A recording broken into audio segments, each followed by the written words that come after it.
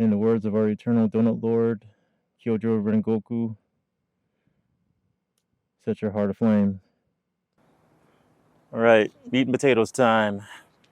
Did another shoot with a cosplayer, Zuko this time. It was actually a local burlesque model who cosplays as Zuko, who is also a firebender. So we actually met a firebender this time, guys. Pretty dope stuff, doing that. Also experimented with some magic flames right here. So pretty much just, I can't remember the chemical name off my top of my head, but I'll probably just link it down. But basically, you throw these in. If you guys ever took the experiment in high school chemistry, there's like certain metals, if you like burn them, basically will change different colors. So strontium's red, copper is copper like sulfate or something like that, turns blue. And then you have some others that turn green, magenta. You can get different types of combinations here and there. So played around with this and also tried to make some makeshift toys that went kind of hit or miss. But we'll get into that later on a little bit. So I'd definitely say one of the biggest takeaways, if you guys are getting in the photography space, and maybe you're shooting your friends and family, definitely try to find like a model, definitely try to find someone who actually knows how to like pose for images and stuff. It's very invaluable for a lot of your photos.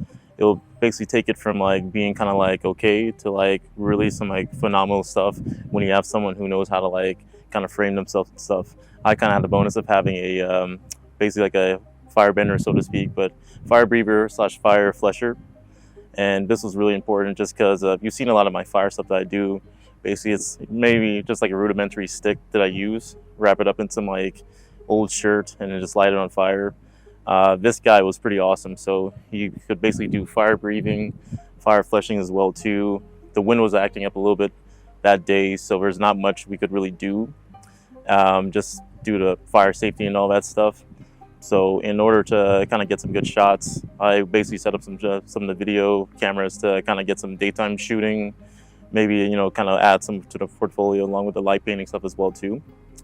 And then, so I got some really good golden hour shots, where, basically he was doing his fire fleshing and fire spitting.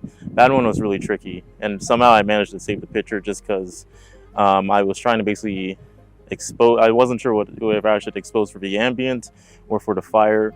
So I ended up just basically opening wide and then catching the fire, and then basically in Lightroom just bringing up the contrast and bringing down the exposure to kind of get that proper exposure basically for the image. So yeah, definitely, if you are trying to do any fire stuff and you're not really that confident, there's like a lot of poi communities out there who have like experts who know how to do this stuff.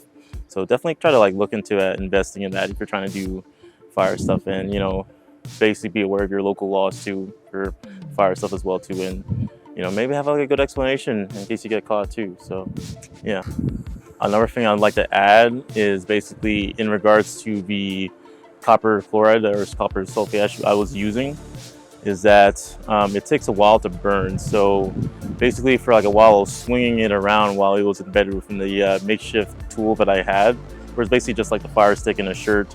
And then I just basically put a whole bunch of the blue powder within the shirt, enveloped it, and then basically doused it in lighter fluid. It does take a while for it to show blue. As the shirt's burning, it'll basically go from orange to blue. So it takes a little bit of some time. That's something I kind of want to experiment more with. So I might get some different types of like metals, like magnesium turns white and all that. And it should be pretty interesting to do that at a later point in time. So keep an eye out for that.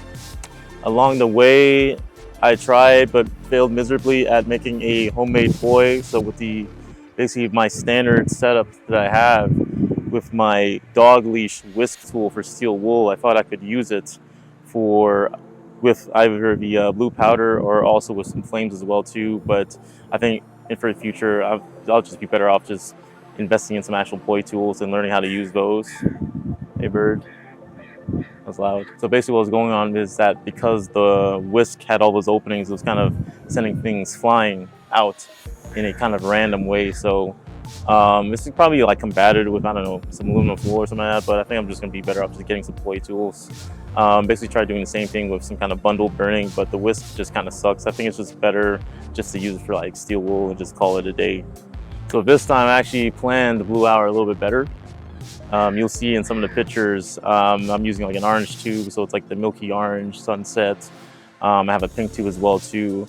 And I actually jury rigged a almost kind of bundle going on there with basically like the black tube with the arrow tool on top, as well as a standard white tube that I was planning on using the Klarus and my little RGB stinger critter tool.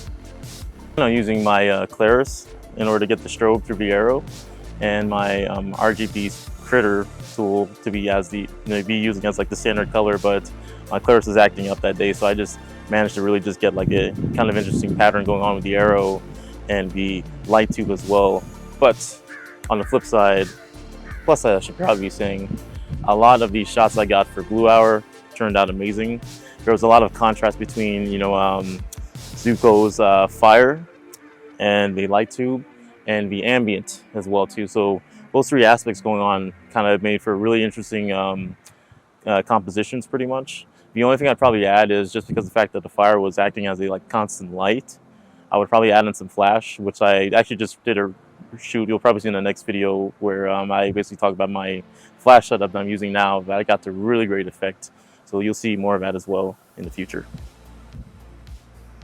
So pretty much other than that, yeah, it was really just like an experimental thing.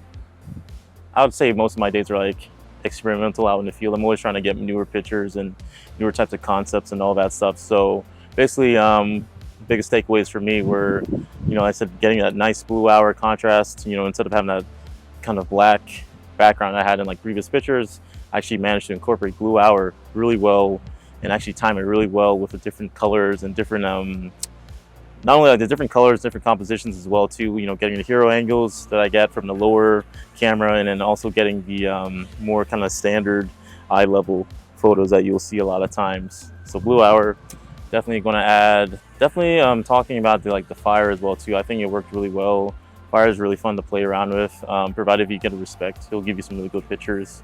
So I'm really hoping to do more of that in the future, especially with the blue flames. Maybe I'll try to do like a Dobby cosplay kind of shot. So it'll be kind of cool to do that with some light painting as well.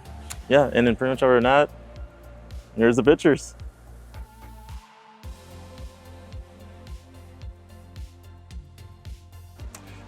But all right, then other than that, we're losing a light, and we'll leave it at that. If you liked the video, like, comment, subscribe, share with your friends, and I'll catch you guys on the flip side. Peace.